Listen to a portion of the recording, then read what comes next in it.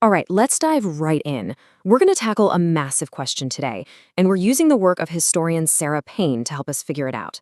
The question is this: why can't Russia seem to get along with its neighbors? It's a complex, really tense relationship, and we're going to explore the history behind it. So here's our starting point, and it's a real puzzle. Think about the end of the Cold War. All of a sudden, you see this stampede of Russia's neighbors all rushing to join NATO. And you have to ask, why? Why the mad dash? Was there some kind of conspiracy going on, or was it something else entirely? Well, to get to the bottom of that, our source material says we need to look way, way back into the past. And this quote from Sarah Payne really sets the stage. She says, there are so many neighbors you have never heard of because they've disappeared from the pages of history, courtesy of the Russians. Whoa. I mean, that really tells you that the fear we're talking about, it's not some new thing. It's rooted in a very long and often overlooked history. Okay, so that's where we're headed first. We're going to unpack this history of disappearance, this pattern of expansion that stretches back for centuries.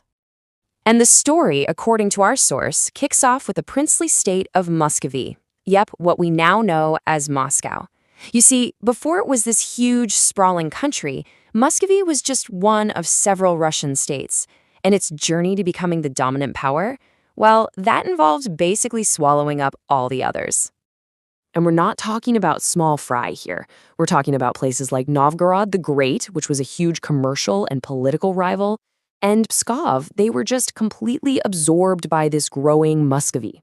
And what our source argues is that this move, right here, set a precedent for everything that followed.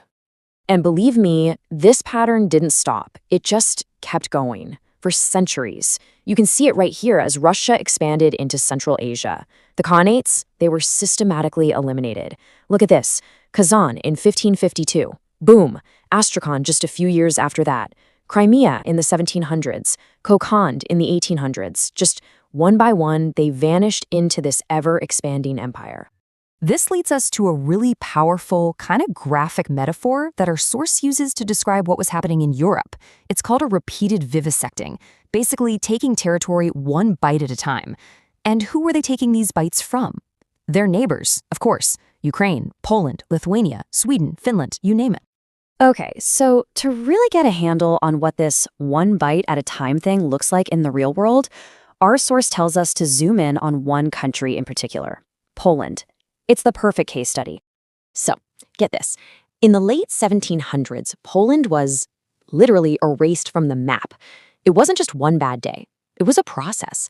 It happened in 3 distinct steps. Russia, Prussia, and Austria just carved it up. They sliced and diced the entire Polish-Lithuanian Commonwealth until, poof, it was gone. No longer a country. So how on earth did they justify this? Well, this is where it gets really interesting. Our source points to this technicality. The argument from the Russian side was, hey, we're not taking Polish territory, we're just dismantling the Polish Empire. Right. As you can imagine, for the actual Poles who just lost their country, that distinction was, let's just say, not very comforting. All right, let's fast forward a bit to the 20th century, because after World War II, this whole pattern of redrawing maps, it doesn't stop. In fact, it gets even more dramatic. 200 kilometers. Let that sink in for a second. That is how far Poland's entire border was physically moved to the west. This was at the insistence of the Soviet Union after the war. Can you even imagine that? Your whole country just picked up and shifted. That's the insane scale of what was happening. So, what was the point? Why do this? Well, here's the kicker. By shoving Poland west, right into what used to be German territory, the Soviet Union could then just take a massive piece of what had been Eastern Poland, all for itself. But here's the thing, moving a line on a map is easy. Moving millions of people, that is a whole different story. This border shift kicked off this massive, brutal population exchange. We're talking about millions of people, already living in a war-torn continent, being forced out of their homes. Germans moved to Germany, Poles moved into the new Poland, Ukrainians moved to Ukraine. And the result of all this was wild. For the first time ever, countries like Poland and Germany became almost completely ethnically uniform. And this whole situation leads our source to make a really sharp contrast. It's a tale of 2 victors, really, looking at what the Soviet Union did in post-war Europe versus what the United States did. And you can see the two totally different approaches right here. I mean, it couldn't be more black and white. On the one hand, you have the US with the Marshall Plan, just pouring money and aid in to help rebuild their allies' economies.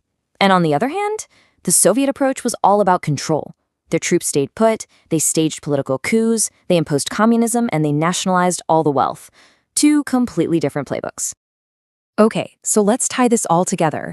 After going through all of this history, how does it answer our original question? Why did Russia's neighbors make that mad dash for NATO? Well, the core argument from our source really boils down to this one powerful statement. It's not some conspiracy, it's just what the Russians have done to them. Plain and simple. That stampede into NATO wasn't about some secret plot. No, it was a reaction. A direct reaction based on centuries of lived experience and remembering exactly what had happened before. And that's really the heart of it, isn't it? The big takeaway is that if you want to understand why Russia's neighbors do what they do, you can't just look at today's politics. You have to look through this long, deep, and frankly painful lens of historical memory. It's the memory of states that have disappeared, of borders that have been moved. That's where the answer lies, according to this analysis. The fear isn't about conspiracy, it's about memory. Thanks for joining me for this explainer.